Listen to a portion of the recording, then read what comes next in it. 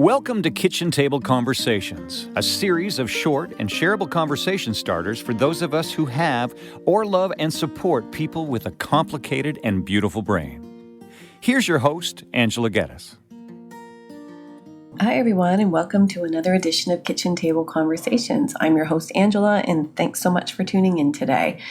Today, I want to talk a little bit around a conversation that happened around my kitchen table with a few friends and colleagues over the last little while. And we've been talking about what we've been seeing in our clinical practice and then also just within communities. So some of us are teachers, some of us are social workers, some of us are both.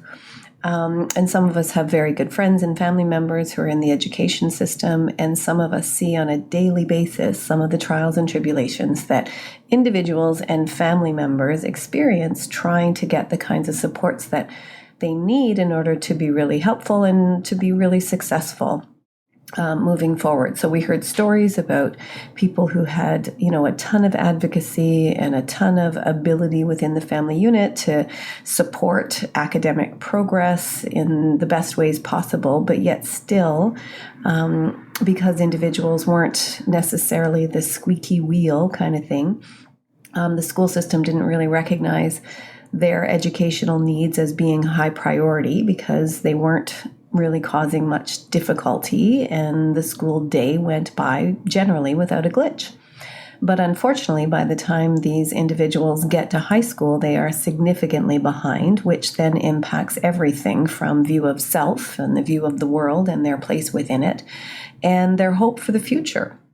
And then we've heard other stories about kids who were, in fact, or are, in fact, the squeaky wheel, who get tons of attention, but yet still not receiving the kinds of supports that are necessary in order for them to experience success. So we also have, some of our most vulnerable children feeling even more vulnerable and identified as being the bad kid. And then we also have parents and caregivers that are coming in to see me on a regular basis who are really emotional, really distraught, really at wit's end, and really starting, really beating themselves up for not being able to provide the parenting support and strategies and love and care and routine and structure that these children need in order to be successful. So I guess what I'm saying is that there's areas of challenge all across the board.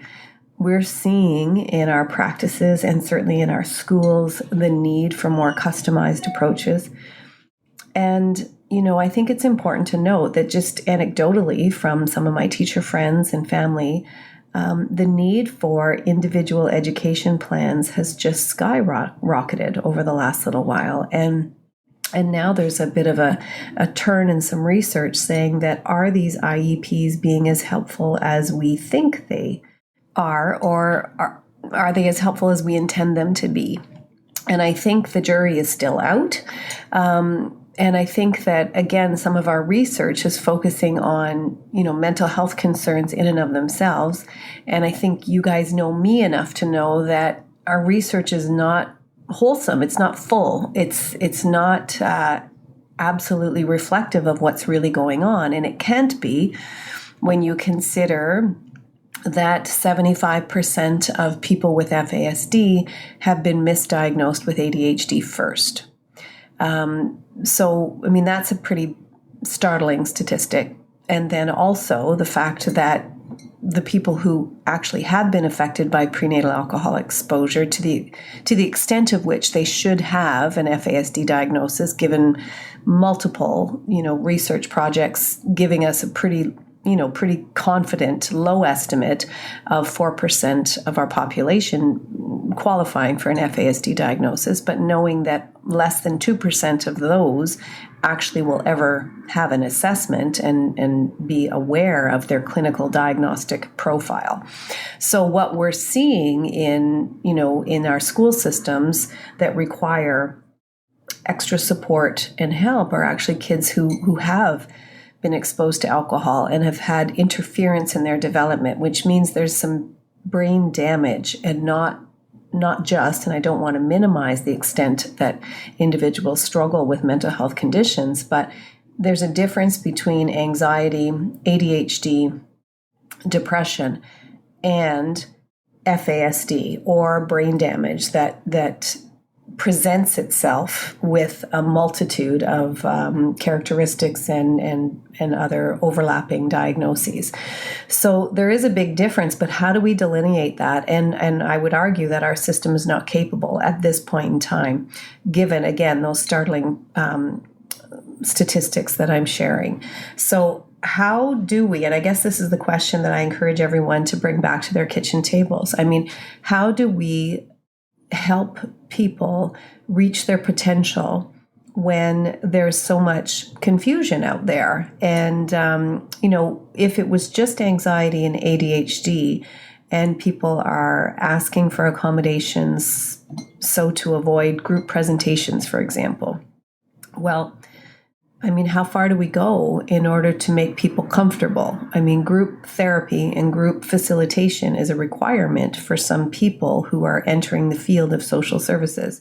How can they do that if they require an accommodation that says you can't go up and public speak in front of anyone? So how do we do that? How do we engage in counseling sessions with family members if our anxiety is so high that we can't speak in front of other people with confidence?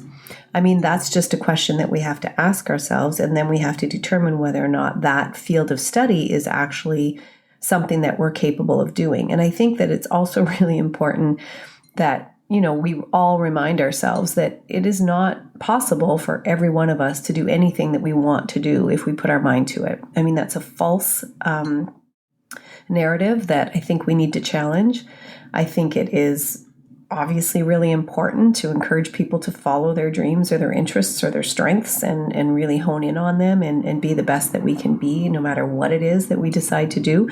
But not all of us are capable of being neuroscientists or physicians or lawyers or engineers or painters or construction people or car mechanics. Not everyone is capable of doing anything they want to do. I mean, I would love to be able to sing.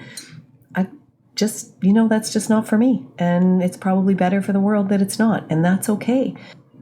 But how do we balance out giving people opportunity to test their skills, to hone in on them, to improve and to dream and to have hope that they can reach their potential, but then also provide people with the reality that, there are some things that are out of reach. So I guess as per usual, I don't have any of the absolute answers. I mean, I have a few pretty good ideas, but that's up for another podcast. But I mean, it's complicated and it's really, really multifaceted and complex. But I think that we have to realize that, individual education programming has increased incredibly, and yet the resources within the school system have not. How on earth can a teacher adequately address the needs of 30% of their classroom? And that's what it's amounting to these days. So, we used to have 1 or 2 IEPs in a classroom. Now we're seeing 10 or 12. In post-secondary education too, again, these are anecdotal statistics here that I'm sharing with you, but it used to be 10% of your classroom would have students who required special accommodations, and now we're looking at closer to 30.